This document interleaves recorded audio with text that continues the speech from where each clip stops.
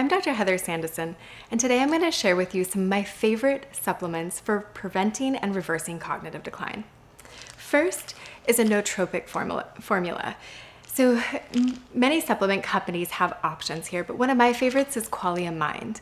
This contains a combination of things like citicoline, huperzine, bacopa. The formula is designed to stack many of the things that we know help cognitive function in a very sophisticated way, helping our brains have more balance when it comes to neurotransmitters like dopamine and acetylcholine. This helps us with focus, with recall, with the ability to create words and sentences and have a functional thought process throughout the day. It also contains a little bit of caffeine. So caffeine can be very helpful. Many of us have experienced this, that once we've had a little caffeine, it feels like our brains turn on. We can cope with more, we can get more done. And this product contains a little bit of caffeine as well as whole coffee bean extract for exactly that purpose. So this is a nice way to put together a lot of the things, basically stack together a lot of the nootropics that help our brains. We're only having to take out one bottle to have a handful of pills, and it keeps it simple so that if you're not having to keep track of multiple bottles.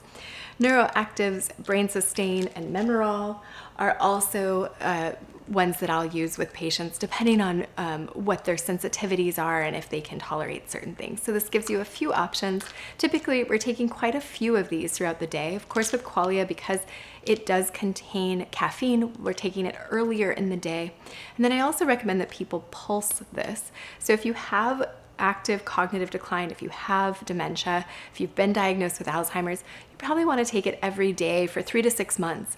But after that, we want to pulse it. So go to 5 days a week and you take it some days and then take a break, take it some days, take a break. And this allows our bodies to prevent habituation or becoming too dependent on the substances. So highly recommend these products. The next thing that I recommend to many of my patients is a detox factors product. So many of the supplement companies, again, make a product like this that help with phase 2 liver support.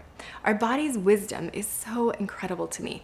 If we don't have enough of the nutrients that are responsible for keeping detox going in the liver, we will actually stop. Our livers will stop doing phase 1 detox. And this is because that intermediate metabolite that's made during phase 1 detox before phase 2 detox in the liver is oftentimes more toxic than the original substance itself. So we need to make sure that we have enough of those phase 2 nutrients to help to keep that flow going through the liver so that we can eliminate the toxins that can affect cognitive function. A greens powder like this one, indigo greens, is a great, easy way to get in those plant nutrients that are so critical for cognitive function and brain health. So if you find that you struggle to get enough of your greens in every day, just supplement. Supplements are supplemental. When we don't get enough of the nutrients that we need, just add a scoop of this into your smoothie, into water even. Very simply, just keep enough greens in your day. There are some days when I do this in the morning if I'm not sure where my next meal is coming from, if I'm traveling, if I'm going to be out of town, I'm running through airports or eating on the go. Having a greens powder available so that you can be assured that you're getting enough greens every day. This is an easy way to get a little shortcut to getting the optimal amount of greens you need every day. Phosphatidylserine and phosphatidylcholine are two nutrients I use regularly, particularly in my patients who've experienced traumatic brain injuries or have excess brain inflammation. These can help to repair cells in the brain. They also help to modulate cortisol, and phosphatidylcholine in particular helps with detox as well as cell structure. Every cell in our brain and in our body has a membrane around it.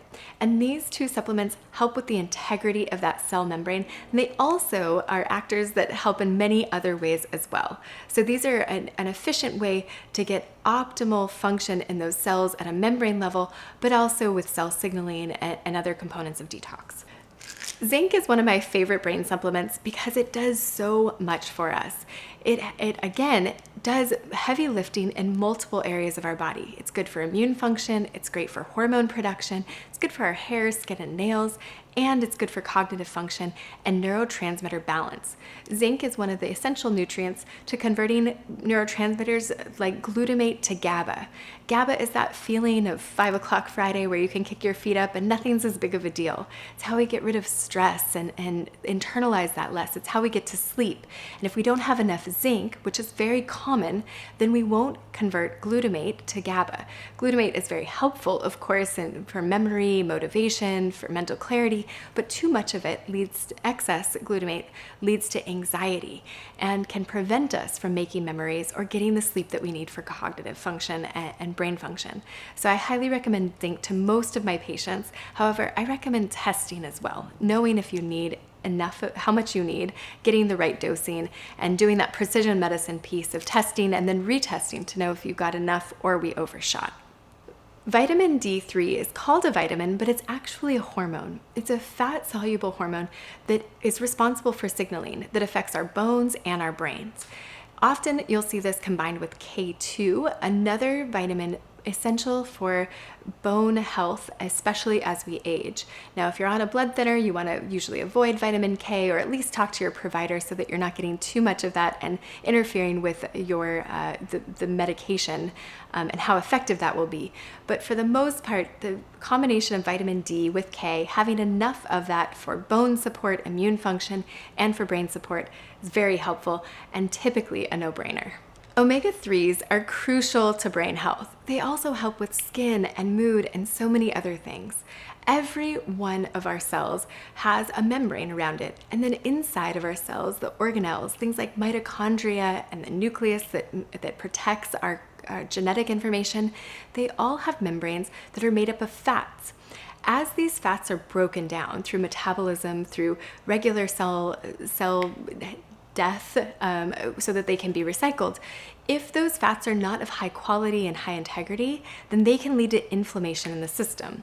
So the goal when we take omegas is that we feed our bodies with these good high integrity fats, so that later on, 6-12 months down the road, when that cell that these fats are incorporated into doesn't contribute to inflammation. They also have more immediate anti-inflammatory effects. And so some people will notice that when they take omegas in abundance, they have a reduction in pain in their system if they're maybe struggling with joint pain or inflammation somewhere. So these can be helpful in many, many ways. Other people will notice mood benefits, gut changes, lots of benefits from taking enough omegas. Omega supplements are supplemental, so you want to make sure that you're getting those good foods that include omegas, things like cold water fish, including sardines, wild salmon, and anchovies. Also, avoiding grain-fed beef or other animal protein that's fed things that they're not accustomed to eating. You want to have only 100% grass-fed and organic red meat, and that will contribute to actually better fat ratios. So you want to avoid too many omega-6s, which are going to come from grain-fed animals, and then increase those omega-3s, which are more likely to come from grass-fed animals, as well as from, of course, the salmon and anchovies and sardines, the cold water fish.